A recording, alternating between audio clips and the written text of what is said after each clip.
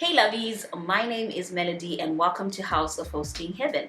Let's quickly get right into today's video. Today we're going to be talking about how to survive the wait. I know many videos on YouTube have been made on how to survive the wait, and I wanted to give this particular video a personal twist since I think I have had to survive the wait myself. As some of you would know, I just got married at the beginning of this year and I was 32, and so I really like to push out content that empowers women that are in their 20s, late 20s, early 30s, even early 40s who are still waiting for that one guy that takes their breath away. So I hope that this video is really going to empower you and is going to equip you, and many of the things that I talk about in this video are going to be things that I have personally discovered on my own journey. So let's start. So I'm going to start off with three things that I want you to know. These are things that you have to develop an intimate knowledge about. Number one, I want you to know that you carry power. I know when I started entering into my 30s, there was a part of me that really felt tempted to feel like a victim, to feel like somebody that was late, somebody that was behind. And I would feel like sometimes when a guy would approach me, I would be tempted to feel like I am not at an advantage. And this is very difficult for me to even say out loud. But a lot of people will tell you this. Some people won't even be afraid to tell you, listen, you're in your 30s, your options are very limited. Be nice. This is man talking to you. Or, this is why you're not married and you're still in your 30s. There are men who are going to tell you these things so that they can break you down, so that they can get access to you. But what you need to understand and know intimately is that you hold power. King David was an anointed king, even though he was in the wilderness running away from Saul. As he waited to ascend the throne as king, he knew who he was. He knew he carried power. He knew he had been anointed. He knew where he was going. He carried his weight with integrity. He carried his weight with a pose that was powerful. He carried his weight in a way that was admirable, and I'm hoping that that becomes your portion in your weight. This is even a lot more difficult because as women, we really don't have a lot of room to do the pursuing. We have to wait to be found, and it can be really difficult to just wait and trust God. How many of you can testify? It's difficult to wait and to trust God, that God will allow you to be found by the person that He has in store for you. There comes a point when that truth is tested in your journey, in your waiting journey. But sis, I want you to know you carry the power, for he who finds a wife finds a good thing and obtains a favor from the Lord. Number two, I want you to know intimately that your positioning is important. I was talking to a young woman and I say to her, sometimes we don't meet with the one because we're not aligned. We are not at the place where we need to be found. So positioning becomes incredibly important. I remember in my personal journey, there was a point where I was completely aware that the place where I was fellowshipping at was not the place I was going to meet my husband. I knew it in my Noah. I knew it 100% that there was no guy in that place that was going to get married to me, or that I wanted or desired to get married to. And I also knew it in my Noah that the guy wasn't going to come through that avenue. And so positioning was extremely, extremely important for me in this season. It became very important for me to really begin to ask God, how is this going to happen? Some girls are watching me right now and you don't go to the youth camps. You don't go out at all. You stay in your house and you pray and you fast and you're just trusting God that you're going to be found in your house. So remember, you want to be visible, you want to be active, you want to be accessible, and you want to do all of these things in a way that is still dignified. The Bible tells us the story of Ruth, and After her husband had died, her mother-in-law Naomi says to her, I will set you up. Listen to my advice, listen to my wisdom. I'm going to make sure that I set you up properly. And Naomi says to her, go and get us some grain in the field. There was an understanding in Naomi's wisdom and many years of living that while she was in the field, there was high chances that Boaz would be able to locate her and find her. And so when we talk about positioning, we're talking about a way in which you can position yourself in spaces where you have higher chances and likelihood of meeting the one. Number 3, I want you to know it in your Noah that you, sis, are the prize. You are the prize. You're the catch here. You are the catch here. He who finds a wife finds a good thing and obtains favor from the Lord.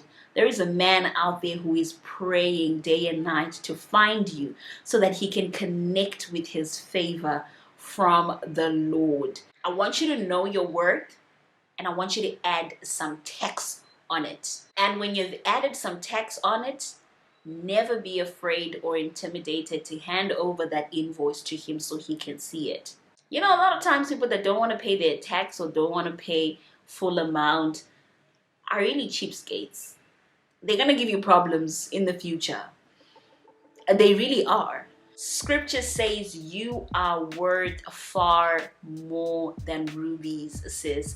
You are the price here, and never forget that while you are in waiting. Number 4, I want to encourage you to start dealing with pride. You know, a lot of times when we are in the wait, we have a list of the things that we require from the man that's coming, but we do very little work to work on who we are becoming, the version who is capable of handling and keeping the man that is coming. Work on that version. Start making prayers, talking to God about areas, corners of your heart where pride could be hiding. Because I'll tell you one thing, as a woman in marriage, that pride has no room in union. None whatsoever. You have to learn how to say I'm sorry. You've got to learn how to apologize. You've got to learn how to take back your words. You have got to learn that pride has absolutely no room in any relationship at all. And so stop becoming the person that you would like to see in your partner. Deal with that pride. Number 5, seeing that we are all now such social people, and many of us have platforms, social platforms, where we have this amazing opportunity to show the world who we are through our words, through the things that we post. It's very easy for us to really intentionally, personally character assassinate ourselves. By the time someone comes to your Facebook page, they know you are bitter. They know you're angry. You can learn a lot about someone by just watching the way they navigate their lives on social media. And I know that sometimes we might want to deny this, but this is the honest and complete truth. We can learn a lot about you when we go on your social media platform. So I want to encourage you to really curate the content that you post on your platforms. But just most importantly, let this one thing be the mantra that you use for everything. Just say to yourself, I am a good steward of my platforms. Your social platforms, unfortunately, very, very unfortunately, in this generation, are your CVs, even for job hunting. They're also your CVs for somebody that wants to know a bit more about you, but that doesn't yet have that access. And so before someone talks to you, they are likely going to go on your social media and they are going to stalk you. That's just what's going to happen. So really, what I'm just kind of trying to say is don't have your therapy sessions on your Facebook posts unless that's your business and that's how you pay the rent. And this connects in some way and is an intentional way of adding some type of value to your net worth, there's no need and no reason to tell the world that you're bitter and you're angry and you're vile-mouthed on your social platforms. Be a good steward of your social platforms while you wait. And you know the funny thing, somebody's going to think that that point right there was petty because they are proud, and they're going to continue to get it wrong on social platforms, and they're going to wait the rest of their lives because nobody can approach them because everybody thinks that they are unapproachable. Number 6, work on your heart posture as you wait, sis. You know, I got to a point in my own personal wait where I was kind of bitter with God. And that was the honest truth, the real truth, and nothing but the truth. I was super bitter with God. I'd say to God, God, there's been relationships that I've entered into genuinely believing that they had your endorsement. But I later found out that your hand was not on that relationship. Why didn't you tell me? Why didn't you warn me? And I remember just one season when God was saying to me, even if I had told you, you wouldn't have taken my word for it. You would have continued so that you could find out for your own. So there are a lot of things sometimes that we ask God that we don't have capacity to obey Him on. Work on your heart posture with God. Begin to really forgive God for the things that you believe that He let you down on. And the truth is, God never lets us down. All things work together for good for those that love Him and work according to His purposes and His plans. Stop blaming God for what went wrong in that relationship. Begin to start asking God, God, what was it about me? What was it about my heart posture that could not maintain that relationship? What was it about me? Help me change me so that when I enter into the next relationship, I am the best version of myself. This is the kind of things that we need to be thinking about as we are waiting. Number 7, sis, use your time of waiting to plan. Plan. Invest in therapy if you can. I highly advocate and recommend therapy. Start dealing with those inner childhood traumas. Start working on that healing. Start working on that forgiveness. Start working on separating yourself from that version of you that has not been able to maintain and keep healthy relationships. Sis, if it means getting topical Bible studies while you're waiting and planning, read your word. Intentionally search through scripture around some of the areas that you struggle with when you're in relationships. Plan by finding a mental couple that you admire, a couple that's winning, a couple that's actually doing this marriage thing and it's working. And start following them. You can follow them from afar. You can follow them closely. You can even talk to them and just say, you know, I want to be around you. And I want to learn what it looks like to be a wife or what it looks like for someone to be a good husband. Start really surrounding yourself with winners around this space that you're about to enter into. Plan.